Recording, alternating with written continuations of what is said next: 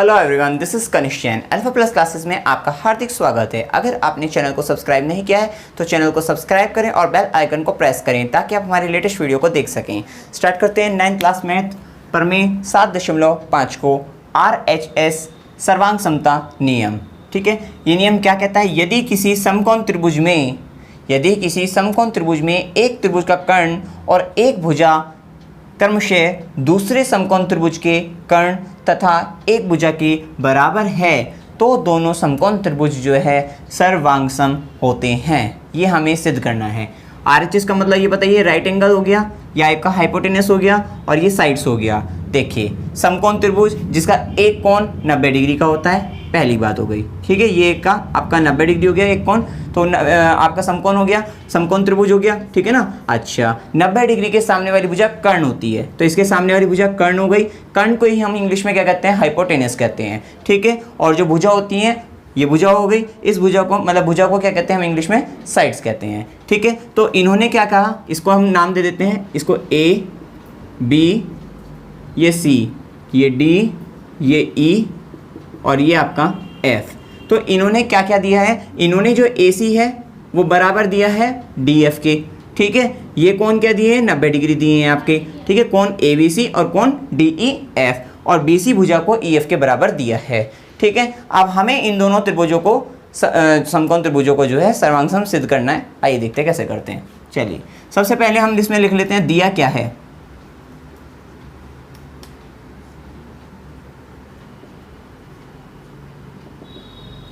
देखिए, दिया है आपका कोण ABC जो है, कोण ABC बराबर है कोण किसके? DEF के, कोण DEF के।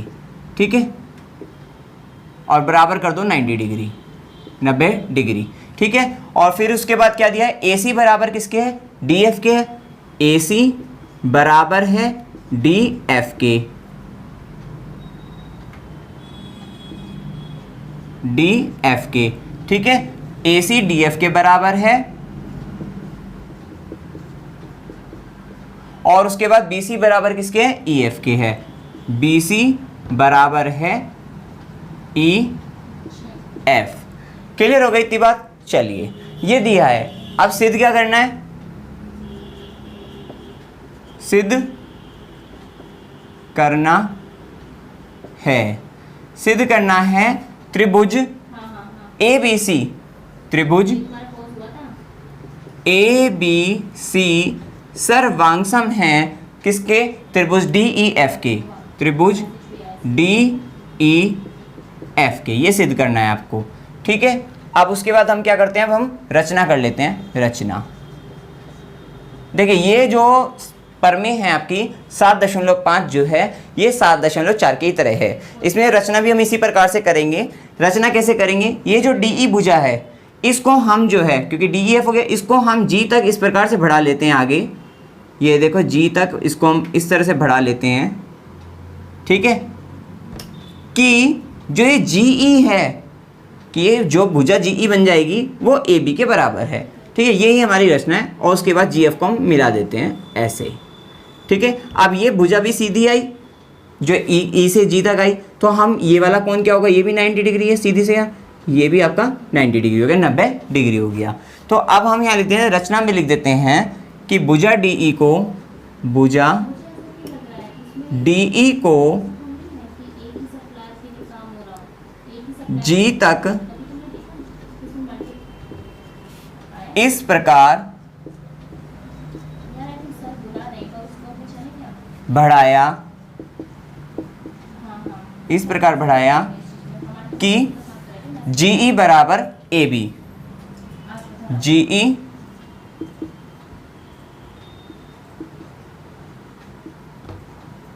बराबर AB, जो GE है वो बराबर है AB की।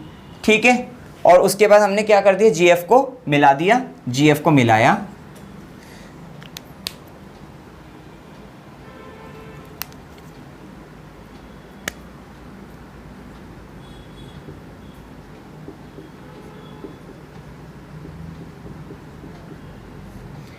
ठीक है, अब आप ये देखिए, इसको मिला दिया हमने।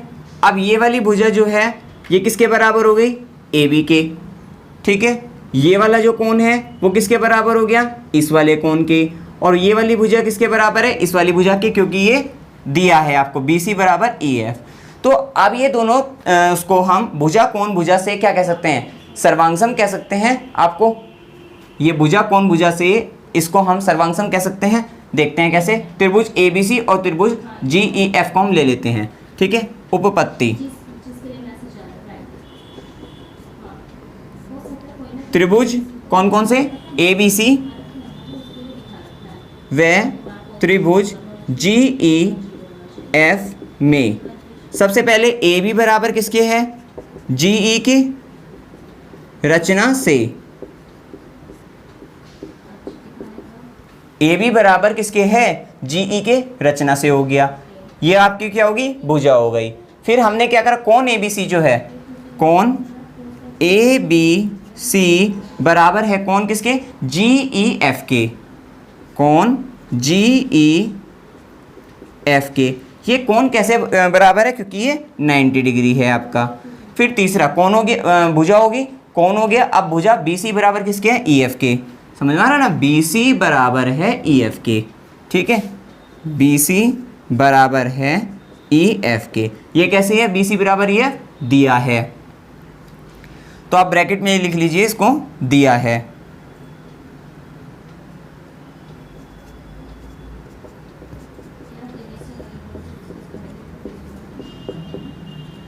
तो अब यहाँ पे भुजा कोण भुजा मतलब एस ए एस सर्वांगसमता नियम से हम इन दोनों त्रिभुजों को कह सकते हैं ये दोनों त्रिभुज सर्वांगसम हैं। लिख देते हैं कि त्रिभुज ए बी सी सर्वांगसम हैं त्रिभुज जी ई एफ के। फिर लिख देते हैं एस ए एस सर्वांगसमता नियम से। ठीक है, एस ए एस सर्वांगसमता नियम से ये दोनों त्रिभुज क्या होंगे? ये सर्वांगसम हो गए हैं। अब आप जानते हैं कि अगर दोनों तो त्रिभुज सर्वांगसम होते हैं तो उनके जो संगत भाग होते हैं बराबर होते हैं, जिसको हम सीपीसीटी कहते हैं, corresponding part of the congruent triangle. तो अब ये दोनों त्रिभुज सब जब सर्वांगसम हो गए तो हम इनके कौन कौन से मतलब जो कॉरस्पोंडिंग पार्ट को बराबर करेंगे क्या? एक तो कौन, ये कौन जो जी होगा इसको बराबर कर देते हैं कौन? ए के। ठीक है, कौन जी को बराबर कर देते हैं कौन? ए के। और ए सी को किसके बराबर कर देते हैं? इसके जी एफ के। ठीक है, तो हम लिख सकते हैं इसलिए कौन जी बराबर कौन ए बराबर। ठीक है, कौन ए बराबर कौन जी के। ठीक है, कौन ए को पहले क्यों लिया? क्योंकि हमने पहले कौन सा त्रिभुज ले रखा है? A B C. तो कौन ए बराबर कौन जी के हो गया। ठीक है, और ए सी बराबर किसके? जी एफ के। ए सी बराबर हो गया जी एफ के और लिख देना सी पी सी टी से। ठीक है, ये हो गया। अब आप देखिए क्या देखते हैं अब हम जो है इसमें कि ए सी जो है जी एफ के बराबर हमने क्या करी है? ये सिद्ध करी एक तरीके से सी पी सी टी से। ठीक है, ए सी जी एफ के बराबर हो गई। और ये ए सी जो है ये किसके बराबर थी? ये तो डी एफ के बराबर थी। ए सी बराबर डी एफ दिया है। तो अब आप यहाँ पे देखिए, चूंकि ए सी बराबर डी एफ, ये ब्रैकेट में लिख दीजिए, दिया है। ठीक है, ए सी बराबर किसके? डी एफ के, ये दिया है। और ए सी बराबर जो है ये जी एफ, ये सी पी सी टी से है। तो अब इन दोनों को ए सी डी एफ के बराबर है और ए सी जी एफ के बराबर है। इसका मतलब हम क्या कह सकते हैं? डी एफ बराबर जी एफ। तो इसलिए हम यहाँ से कह सकते हैं डी एफ जो है वो बराबर है जी एफ के। देखिए डी एफ, ये भुजा डी एफ जी एफ के बराबर है। और अब आपको पता है ये बिल्कुल सेम 7.4 की तरह से ही है, 5 चल रही है 4 की तरह से ही है। ठीक है, तो अब ये वाला ये भुजा इस भुजा के बराबर आई है तो इसके सामने का कोण क्या होगा? ये वाला जो कोण होगा वो किसके बराबर आएगा? इस वाले कोण के बराबर आएगा। सीधी सी बात है। चलिए, अब ये इसके बराबर है तो अब यहाँ पे देखिए आप, चूंकि डी एफ बराबर है जी एफ के। ठीक है, तो तो DF के सामने का कौन क्या हुआ, DF भुजा ये, इसके सामने का कौन क्या हुआ, ये G कह सकते हैं, कौन G कह देते हैं इसको, ठीक है, कौन G हो जाएगा। और ये बराबर किसके होगा, कौन G जो होगा, ये जो होगा बराबर होगा GF के सामने का कौन, GF ये है, ठीक है, इसके सामने का कौन क्या है, कौन DK, कौन DK हो गया, ठीक है। अब ब्रैकेट में क्या लिखेंगे, समान भुजाओं के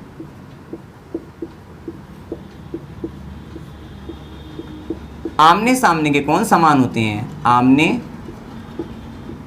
सामने के कौन समान होते हैं, ठीक है। तो कौन G जो हो गया आपका किसके बराबर हो गया, कौन D के। अब आप एक बात देखिए, ये कौन A किसके बराबर था, कौन G के, और कौन G बराबर हो गया कौन D के। तो हम कौन A को कौन D के बराबर कर सकते हैं। इसको समीकरण 1 कह देती है, जो ये पहले बनाई थी हमने CPCT वाली, इसको 1 कह दीजिए और इसको समीकरण 2 कह दीजिए।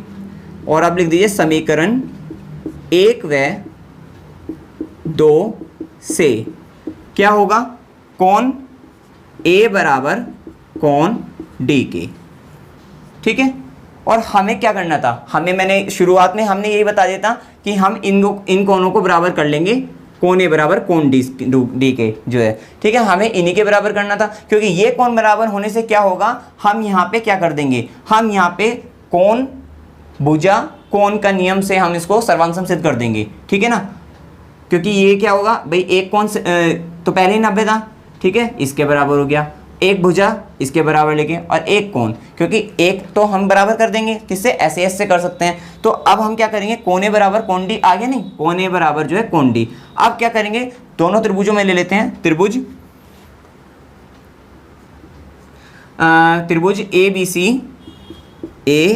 ABC व त्रिभुज किसमें, DEF में, DEF में। सबसे पहले तो इसमें लिख दीजिए ABC और DEF में देखिए कौन B बराबर, मतलब ABC जो है वो बराबर है कौन किसके, DEF के, कौन DEF के, और ये किसका है 90 डिग्री रीजन, ठीक है। और एक कौन क्या हुआ, ये कौन A बराबर किसके हैं, पहले भुजा ले लेते हैं, BC बराबर EF के, BC बराबर किसके है, EF के, ये क्या है दिया है।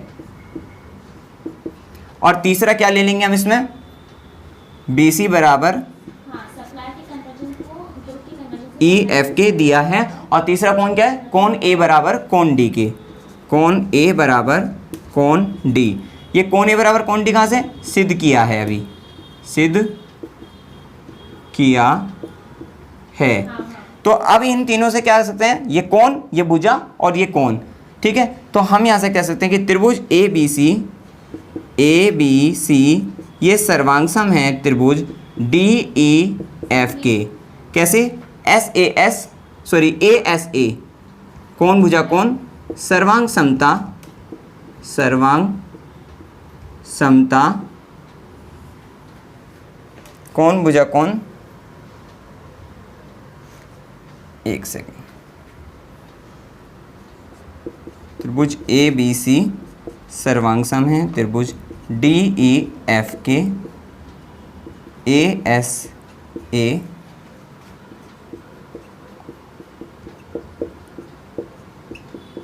सर्वांग समता नियम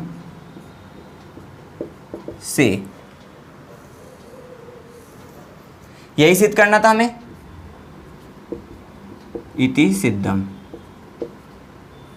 हमें यह सिद्ध करना था कि त्रिभुज ABC जो है वो त्रिभुज DEF के क्या होगा, सर्वांगसम होगा। जबकि हमें क्या दिया, हमें ये दिया था कि इसकी मतलब समकोण त्रिभुज दिया था, और इसमें हाइपोटेनियस जो कर्ण है वो उसके बराबर दूसरे त्रिभुज के, और एक भुजा जो है उसके बराबर थी दूसरे त्रिभुज की भुजा के बराबर थी। तब हमने सिद्ध करा कि त्रिभुज ABC जो है वो सर्वांगसम है त्रिभुज DEF के। इसके लिए बस सिर्फ ये था कि एक कोण को अगर बराबर कर देते हैं तो कौन भुजा कौन, क्योंकि कौन भुजा कौन की प्रॉपर्टी, जो कौन भुजा कौन सर्वांगसमता का नियम है उसे हम पहले सिद्ध कर चुके हैं, ठीक है ना। इसलिए हम उसका सहारा लेकर उसका उपयोग करके हम RHS के नियम को सिद्ध कर सकते हैं, क्योंकि जो नियम हमने पहले सिद्ध कर चुका है अगर हम वो सिद्ध कर दें भाई RHS लेकर, ठीक है, तो क्या होगा, हमारा ये सिद्ध हो जाएगा। तो हमने क्या करा, हमने जो है ASA का उपयोग करा कौन भुजा कौन सर्वांग समता नियम का प्रयोग का, और इससे RHS जो है, ये जो है राइट एंगल हाइपोटेन्यूज साइड्स जो है सर्वांग समता का जो नियम है इसको हमने सिद्ध कर दिया है। इस पर कोई भी डाउट हो आप कमेंट सेक्शन में पूछ सकते हैं। वीडियो अगर आपको अच्छा लगा वीडियो को लाइक कीजिए, शेयर कीजिए और मेरे चैनल को सब्सक्राइब कीजिए। Thank you very much.